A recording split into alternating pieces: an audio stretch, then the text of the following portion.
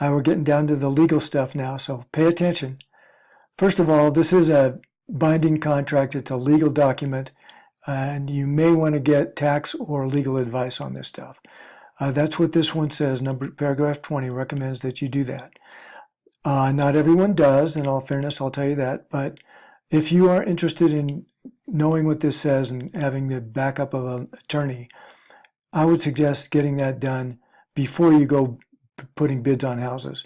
Once you put this contract out for bid to the seller, then it's a little late to be going for legal advice. So get that done if you're going to. There's a legal term called time is of the essence, and it applies to all dates and deadlines in this, and what it means is they are strict and absolute. If you don't perform something you're supposed to by a deadline, you are in default. So that's the next thing we're going to talk about. If you need to change a date, you can do that with an amend extend document, get everybody to sign that, and you're good to go. But if it goes by without doing what you're supposed to, you are in default. So what happens? If the buyer's in default and this box is checked, something called specific performance applies. Now the seller may elect to just say this is canceled and I'll keep the earnest money. They can do that. Or if they're feeling like it, they have the option to hold you to specific performance or damages or both. That means they can make you buy the house anyway. So if you're the buyer, you're probably not going to check this. A seller may make you do that for some reason. Most often, what's agreed to is liquidated damages. And this is, again, if the buyer is in default, this one applies, what we're about to read, instead of the one I just went over.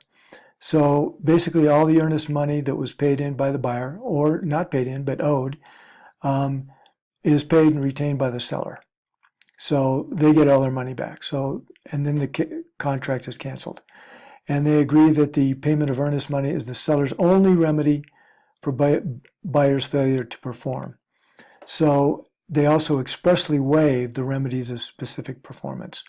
So this is going to be in effect unless that box above is checked. This is most often what it's going to be.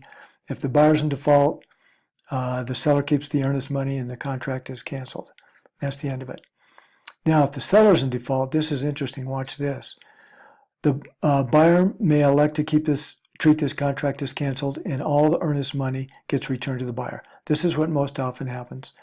The seller's in default for some reason. They change their mind. The buyer gets their earnest money back and it's done. But the buyer does have the option to treat this contract as being in full force, and the buyer has the right to specific performance. So if the seller's in default, the buyer can either say, it's canceled, give me my money back, or they can say, I'm going to hold you to it, you have to sell me this house. So that's what that one means.